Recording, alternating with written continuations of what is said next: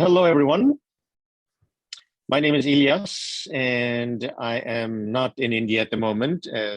Just you see behind me one of the temples, but I am in New Jersey, and I am a company, Turcom. We organize the trips for World Affairs Council of Houston for quite some time now. And today we will talk about our trip to South India from Chennai to Cochin. That will be in February and March, from February 17th to March 2nd, 14 days and 12 nights. It is not a very long trip, but a dense and very interesting one. So in a short while, I will share my screen with you, and I will start going over the itinerary. I will not cover everything, but I will go over most of the highlights and give general information about the trip. And at the end of my presentation, if you have any questions, please just to ask, and Amy and I, we will try to answer them as much as we can. And also, if you go on World Affairs Council's website and click on the travel section, you can find information on this trip, and you can download the brochure, and you can just go over that in detail at your convenience. So what I'm going to do now is I will start sharing my screen, and I believe you must be seeing the cover page of our brochure and our presentation at the moment. So South India, Chennai to Cochin, as I mentioned, 14 days and 12 nights in February and the beginning of March of 2023. Now, this is a really interesting trip. India is a big country. It is, it takes either a long time or it is, quite difficult to cover the whole country in one go. In the past, we operated this tour actually to southern India and northern India too. So when people see this trip, the details, the itinerary, mostly they ask about, where is Taj Mahal? Where is Delhi? Where is, where are we going there? Well, those are the well-known parts, the golden circle of Indian history, which is in the north and northwest in this area. If you can see my cursor now, the arrow pointing here. Instead, we will visit a more neglected but as interesting part, southern India, in this to the south of the subcontinent. So this is the area that we are going to concentrate, the southeastern and southern tip. It will cover a number of, basically two actually states. As I'm sure you know, India is made up of several states. It's a federal country, federal states, made up of federal states. And one of them is Tamil Nadu to the southeast, and the second one is Kerala to the southwest of the tip of the peninsula.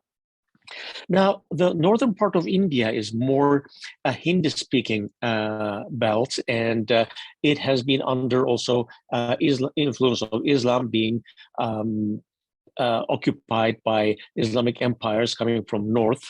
So when you visit north, the architecture, the history is more different than when compared to the southern part of the country. Southern part has more ethnic variety and more religious variety. The architecture is different. Culture is quite different. Food is somewhat different. So that is what we're going to cover on this trip, which is, as I mentioned, not covered that frequently as compared to the northern part, which is quite popular. And as I understand, a number of you might already have been to the north, to that part.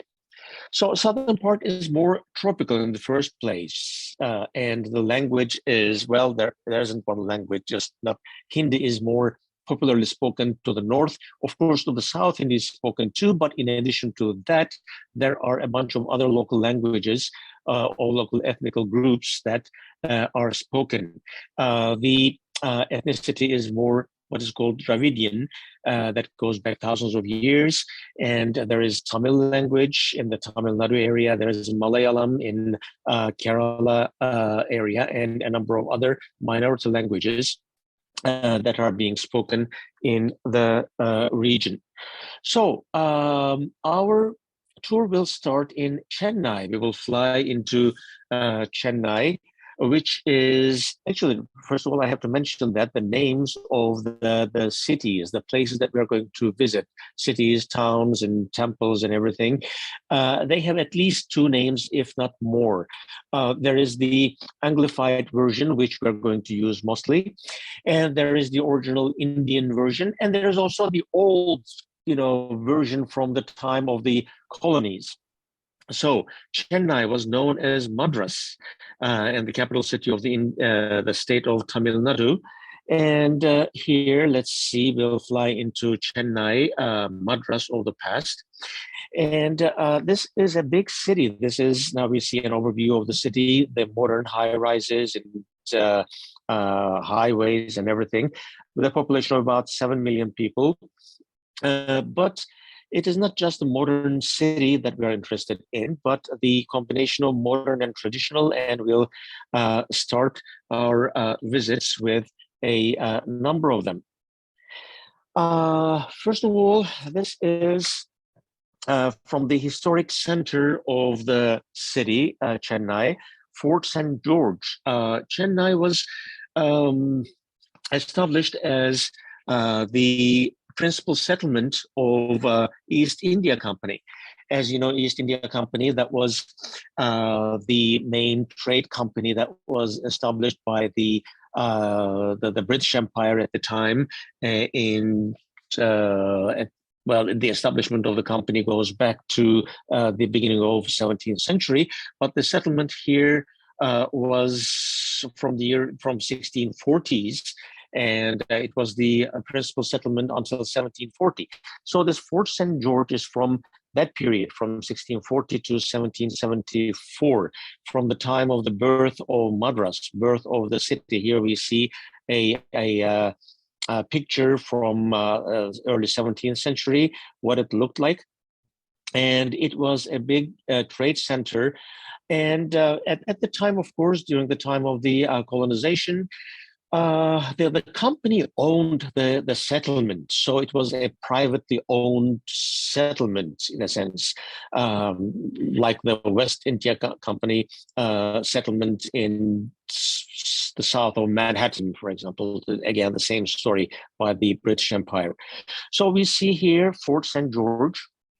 Again, a historic view, and we will visit today. It has a very nice museum inside with the historic artifacts of those times. If I go back, actually, I'd like to just point to the seashore, the beach, Marina Beach, the Fort St. George that was established, that was founded on the seaside, the Indian Ocean, the Bay of Bengal, and for, of course, protection and for the as a port for merchants. And the seashore is Marina Beach. It is about 4 miles long. It is one of the main attractions and entertainment areas of the locals. So it is a very nice place to just, go walk around, and it gives us an opportunity to meet with the locals, with the local people, and see the daily life of the city. So in that sense, it's an interesting place to be, which we are going to do. One of the other interesting places that we are going to visit is this structure. This is called Vivekananda House. But actually, its history is really interesting. It is an ice house from 1842. And who would expect that this has a connection to Boston, Massachusetts? Now, this was constructed by the Ice King of Boston, Frederick Tudor of Tudor Ice Company. They would just, produce ice for Massachusetts and for northeastern United States. And in addition, they would just export ice to various parts of the world, and this part of India was also their market.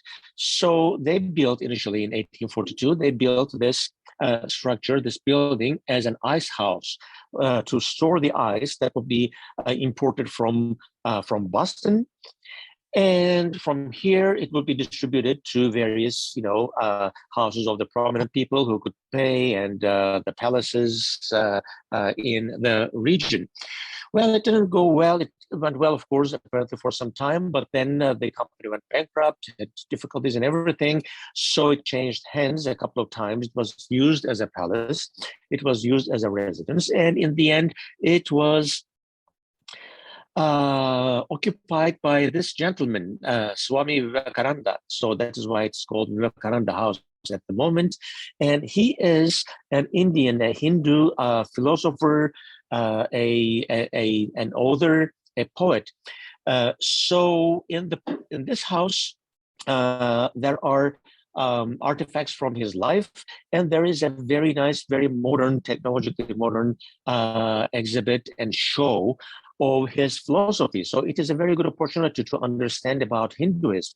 Now, he also, came to United States in 1893. He was in Chicago for a Parliament of Religions, where the representatives of various religions and various sects were invited, and he was there to promote his own Hindu sect, and he formed Vedanta Society here in the United States, and even today in California, along the West Coast, and in Northeast, in Providence, in New York.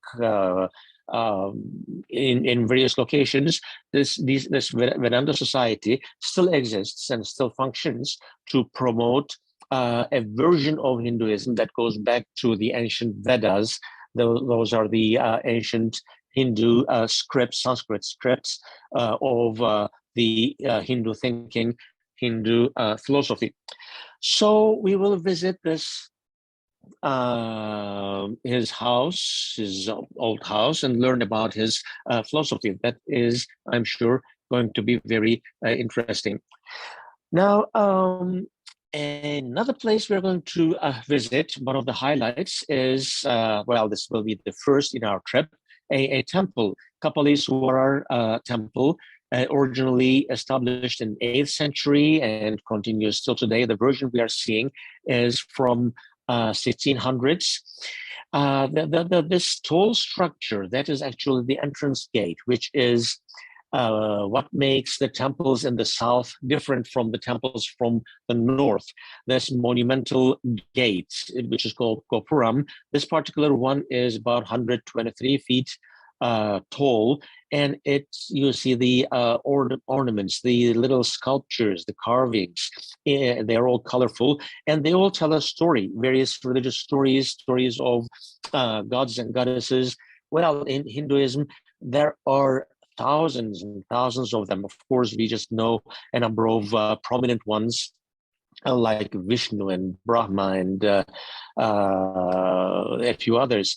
And but there are many others, and we will learn about their stories and how this thinking developed.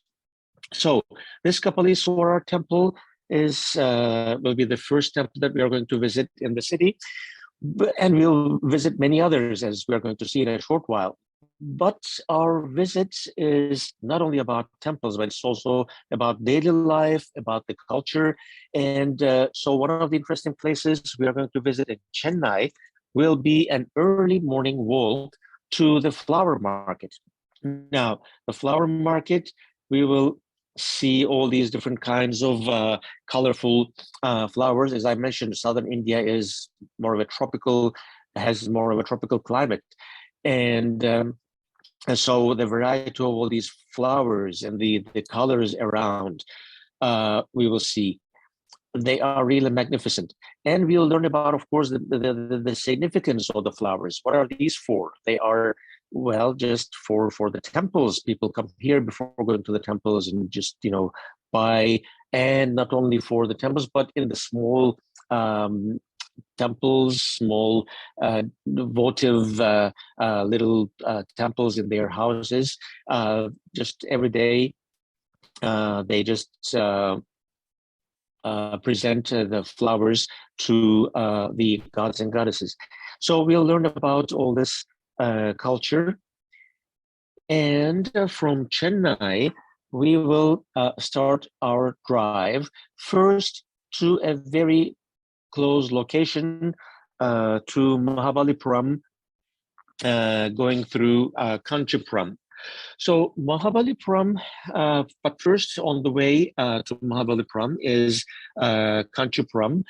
That is a UNESCO heritage site, and it is one of the holiest sites in Hinduism. So it is famous for its different kinds of temples, the architecture, the sculptures. They are quite different. So the first one we're going to visit is Ekambareswarar Temple, again with a monumental gate. This is dedicated to Shiva and Vishnu, two principal deities of Hinduism. And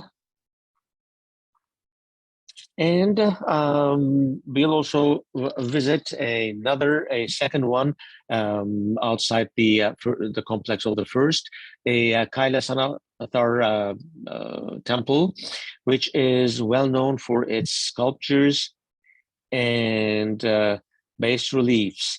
Now, this is the hallway surrounding the temple, and now we will learn about all these figures, what they mean, what they emphasize. And later in the tour, when we see various dances, we will just remember going back to these stories, how these figures, how these acts formed the basis of those classical Hindu dances, classical Indian dances, telling the stories that we are going to talk about in these temples.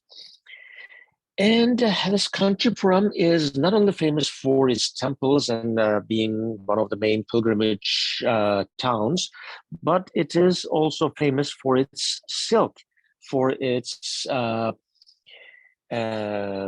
silk workshops and fabrics. So we will visit a workshop where they weave these various fabrics, colorful fabrics, that later they use to make saris that are used by women almost everywhere in India, but more frequently in the southern part of India. Of course, this example we see here, this is one of the, not for daily use, but for weddings and for certain ceremonies and occasions. But in their daily life also, women wear saris of various colors and patterns, and we will see how they are woven and how the sari is worn actually. So from Kanchipuram, we will continue to Mahabalipuram, and we will start visiting the Shore Temple. Well, as the name indicates, the temple is located just by the shore of Indian Ocean, and it's dedicated to Vishnu. And we will, after visiting this temple, another location we are going to visit. Now, this whole Mahabalipuram is a UNESCO World Heritage Site, and it's under protection. It is just being located on the coast. It was once a major port city built in the 7th century. And just because of its location and being a port city, it of course attracted various merchants, and we'll talk about those merchants in a short while. And it was an important center for trade. And people coming together in these areas, of course, required these temples and a bunch of different temples for different deities were erected in the area. So the second one we are going to visit is called Panch Rathas.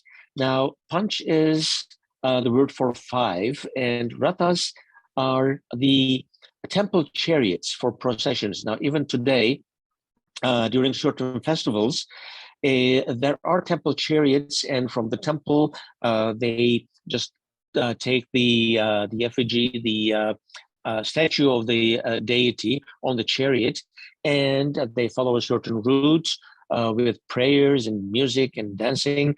Just they carry the deity and bless the town, bless the city, and take the deity back into the temple. So that temple chariot that they use during those festivals, here they carved into the stone. And so this is one of the examples of that temple chariot. So this Panchrathas we are going to visit. It is a monolithic rock-cut structure, this big shrine complex, and it tells stories, the relics, the reliefs, they tell the stories from the epic Mahabharata that tells about the origin of the universe, origin of the world, how human beings and deities came to be, and all those stories we will talk about. Now, from Mahabalipuram, we will drive back to Chennai and then fly to Tanjore. Tanjore or Tanjavur is the today's Indian name, and Tanjore is the anglicized name. Now, from Tanjore, first, actually, we will be in Tanjore visiting the Srirangam Island temple. As the name suggests, it's located on a 2-mile long island that's connected to the mainland by a few bridges. And it's also in the mouth of a river, and there are occasional festivals, river festivals, and rituals by the river that the believers come and pilgrims come and just go into the river blessed by the deity.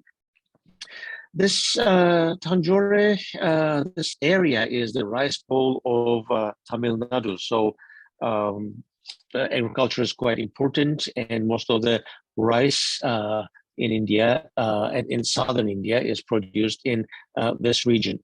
After visiting this temple, we will visit one of the royal palaces from 16th century. This is Maratha Royal Palace, and it was built originally in the beginning of 16th century by Nayaka dynasty, and then changed hands in the 17th century to Maratha dynasty. So we will go into the palace and learn about it and see all the ornaments, painted and carved ornaments. Now, if any one of you have been to Iran, for example, it's possible to see how this kind of ornaments and this architecture just spread, starting from India to Isfahan of Iran, to Tabriz of Iran, how it affected the architecture and the style of ornamentation in historic Iran. We will talk about those influences also. Excuse me. So another important place we're going to visit will be the art gallery, a collection of Chola sculptures, Chola being another dynasty starting at 9th century. So they were very good at bronze casting. So just we will see the examples of bronze sculptures from all the way back from 9th century to 18th through 18th century. So this is Tanjore. After spending time there, we will drive from Tanjore, visiting Chettinadu on the way to Madurai. So now we need to remember that all this area is the main towns on the coast and inland were trade centers, have been trade centers for centuries. Now, we always, just talk about Silk roads going through Central Asia, starting, from Western China and going through Central Asia to Asia Minor, to Anatolia, today's Turkey, and then partly to Northern Europe. Now, there is another route, which is the spice route, a spice route that is from India and surrounding islands coming south, and from Indian ports going to carrying the spices to Yemen, and from there through Mesopotamia into Anatolia and Europe. So all that spice trade and rice trade and silk, it went through these routes, and so there were rich merchants, and this is one of the houses of those rich merchants. So this Chettinadu is famous for these large ornate mansions of Tamil Nadu's wealthy merchant community. And some of them have been renovated, and we may be able to go in and see them. And some of them were just neglected, and they are just getting destroyed by time, but still they retain their original beauty, original charm. So we will see a number of these old merchants' mansions of Tamil Nadu in Chettinadu. And Chettinadu is also well known for its old markets, and there's a section for old antiques that we are going to visit, and also it's well known for its pottery and tile workshops. So we'll visit a pottery workshop, a tile workshop, where we're going to see the local art of pottery. And another place we're going to visit will be the Chettinadu Palace in Chettinadu, but this is quite recent, actually, from the beginning of 20th century, from 1912. So after spending time in Chettinadu, we will continue to Madurai. And well, Madurai is the third largest city in the Indian state of Tamil Nadu, and it is located on the banks of two rivers. And it's a major settlement, and it has been settled for more than 2 millennia. So we are going to visit the most important temple in the city of Madurai, Meenakshi Temple, which has this main gallery and main entrance to the holy area of the deity. And Meenakshi, the goddess, she is in the middle. She was the fish-eyed goddess, and here we see her marriage ceremony to Shiva on the left, and her brother Vishnu is the witness of the marriage. So this temple was dedicated to these 3 deities, 1 goddess and 2 gods, and we will learn about their stories and how Meenakshi came to marry to Shiva. That's a whole story in itself. So visiting the temples. Now, it is important, to learn about the mythology, the stories behind, and everything. But visiting the temples is also interesting to meet people and to learn about today's culture and today's daily life. So these temples, they are not just historic sites to visit for visitors, but they are living places of worship for the locals. So local families just come to visit these places, and the temples, of course, being important places where people congregate. There are always markets around, surrounded by shops, and so we'll be able to just visit a number of them and meet with local people in or around the temples. Another place we're going to visit in Madurai will be the magnificent Nayaka Palace from 1636.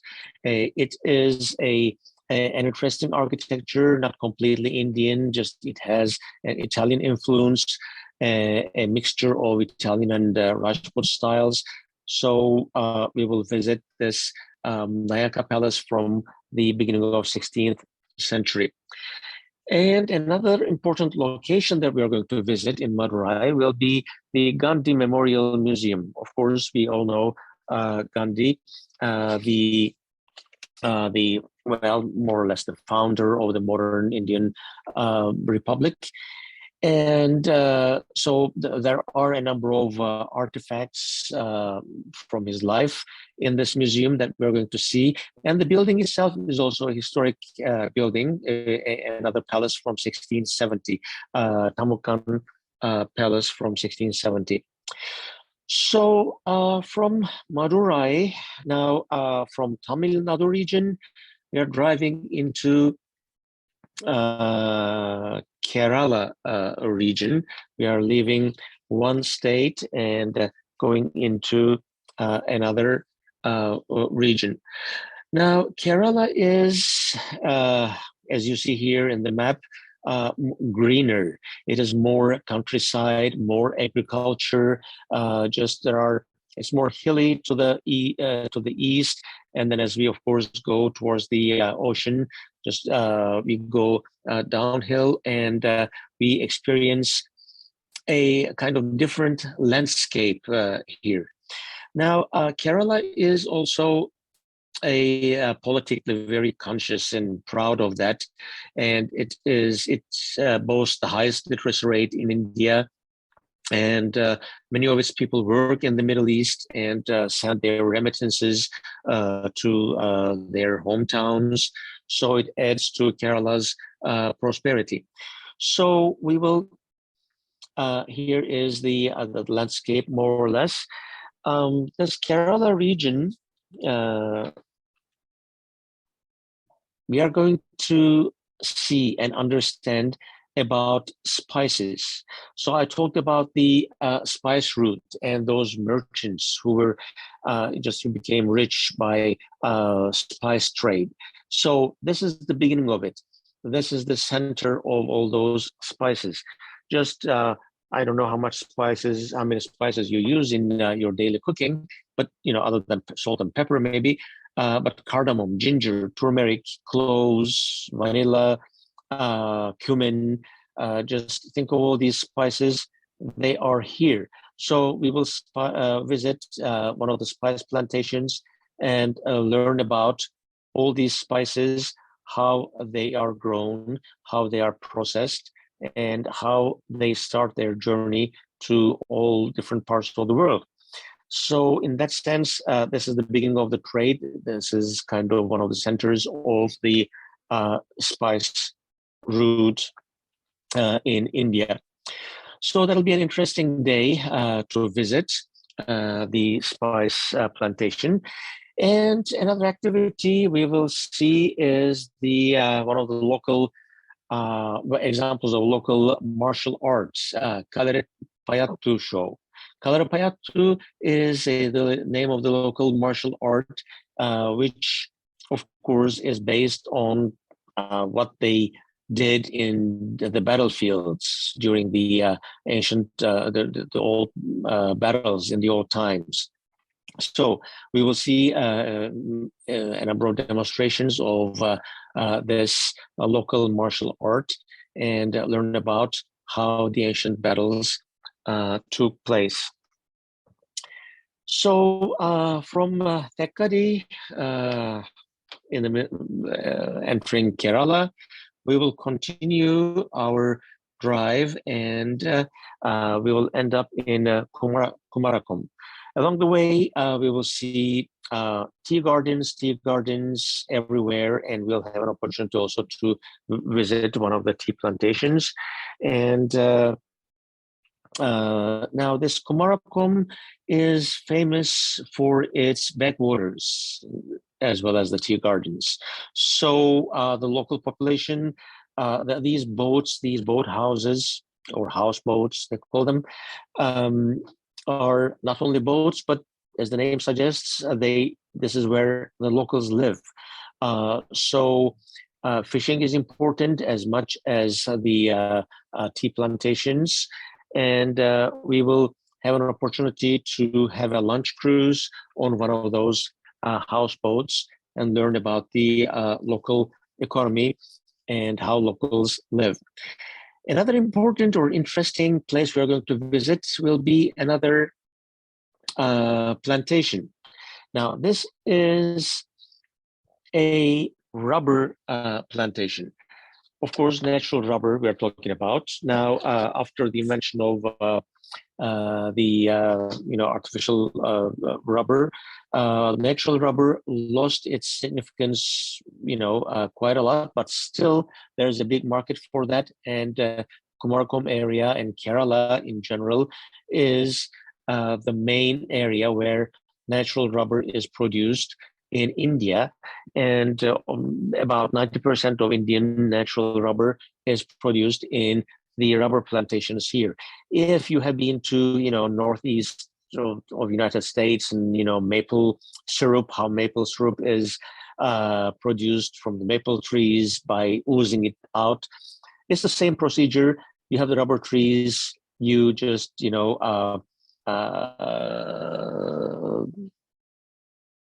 what cuts on the bark and just collect the oozing rubber and then use it for various purposes. So the process we're going to see and how it is done, we are going to see in the rubber plantation, one of the rubber plantations of Kumarakom.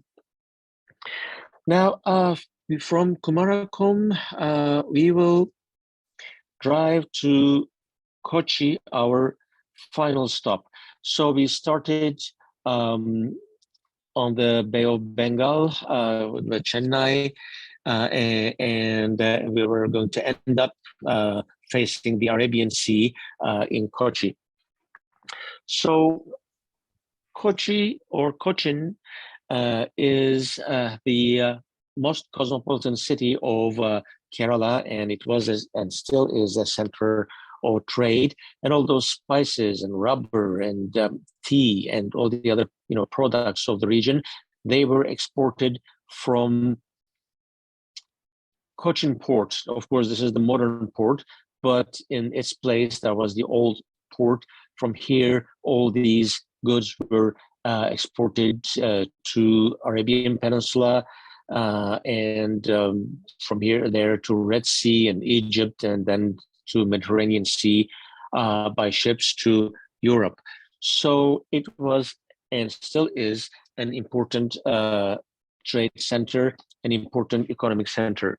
Historically, of course, it was also colonized by the Dutch, by the Portuguese before that, and by the British after that. So we are going to visit structures from those times. This is Fort Cochin, initially Portuguese, and then Dutch occupied, and then British just changed the structure. So hence we have this eclectic building here.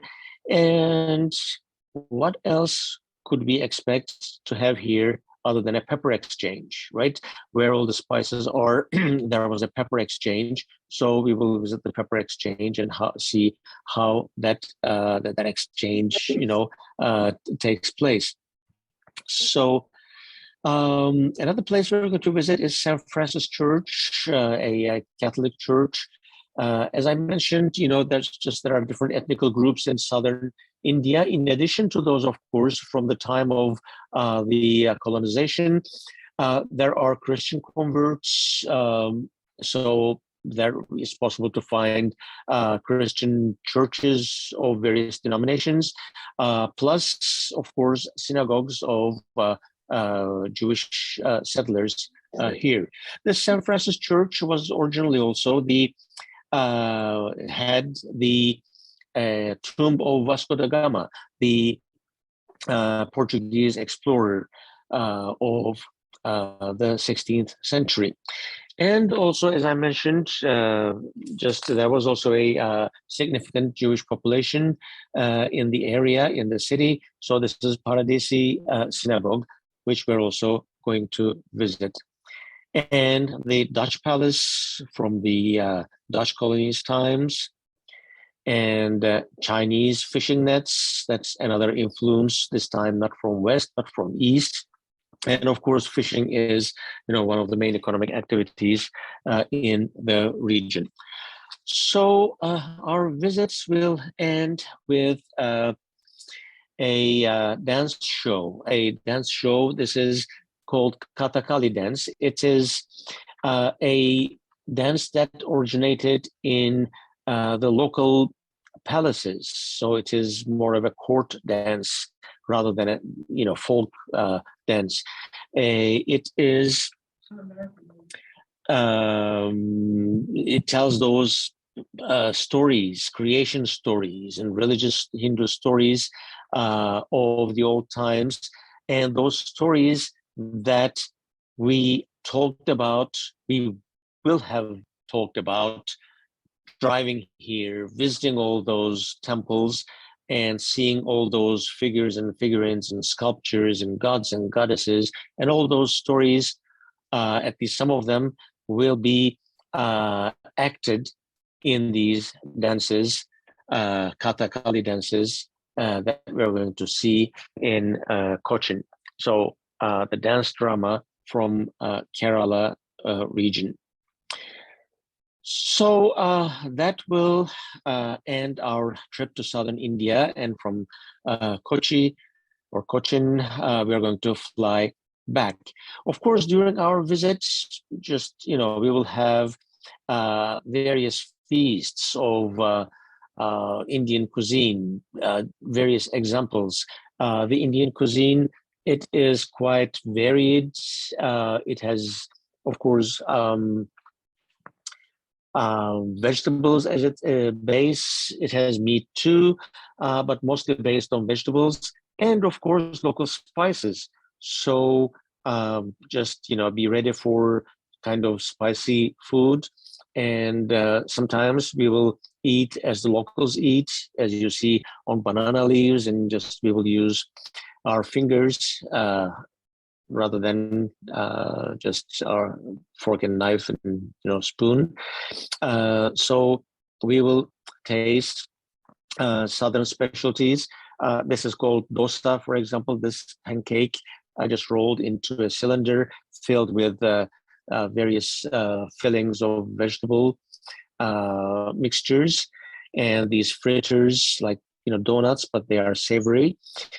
So we will have a really good variety of places to taste local southern Indian food. So that will be the end of our trip to southern India, and I will stop sharing my screen and turn on my camera. And here we are. So this is just, these are just highlights of the trip that we're going to see. But during our drives, there are lots of different opportunities to be with local people, to visit local workshops, to get information about local way of life, And so a bunch of local festivals, just whichever temple we visit.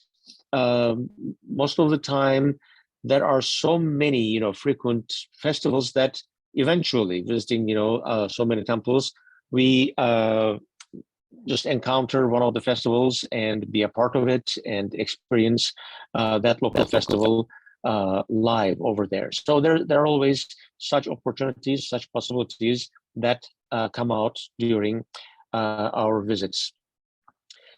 So if you have any questions. Yeah. So have you been to Puducherry? Is it possible to go earlier and travel there and back or? Okay, yes, it is possible, and not only to Puducherry, but I mean, if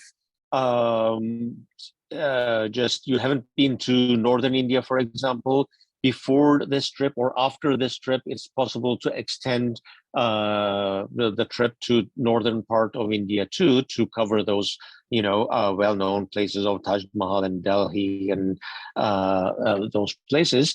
And as for Puducherry, yes, you can fly into Chennai a few days early and visit Puducherry. The reason we didn't include Puducherry is, to be honest, it's well known, the name and everything, but just with all those locations and time constraint, Puducherry didn't have much of a precedence, to be honest, when compared to all the other places that we're going to visit. So that's why we chose not to include Puducherry.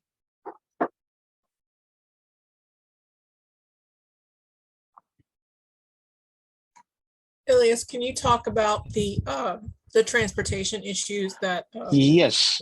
So there is one domestic flight involved from Chennai to Tanjore.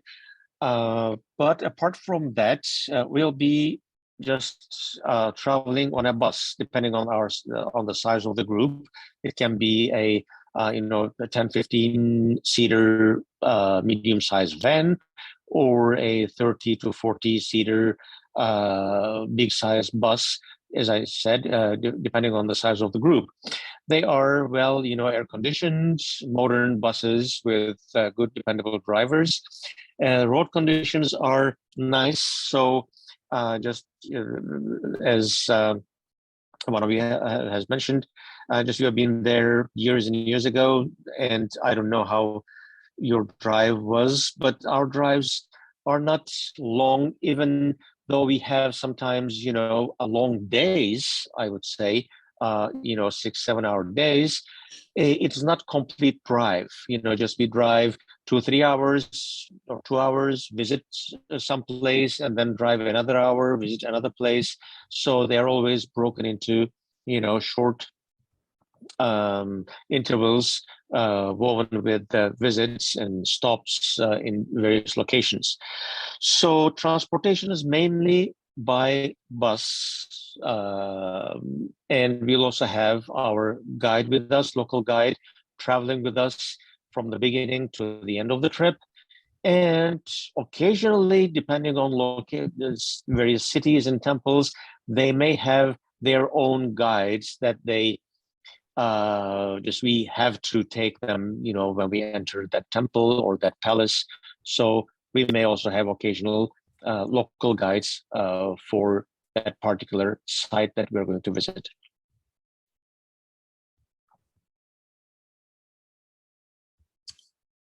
Anybody else have any questions?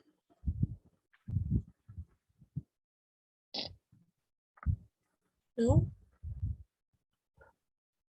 Well, if nobody has any questions, we're going to go ahead and wrap it up. Ilias, thank you for being here and giving us that information. As always, if you have any other questions, please definitely give myself or Ilias a call. The email that I sent you tonight has the itinerary and the application as well. So good night and thank you very much.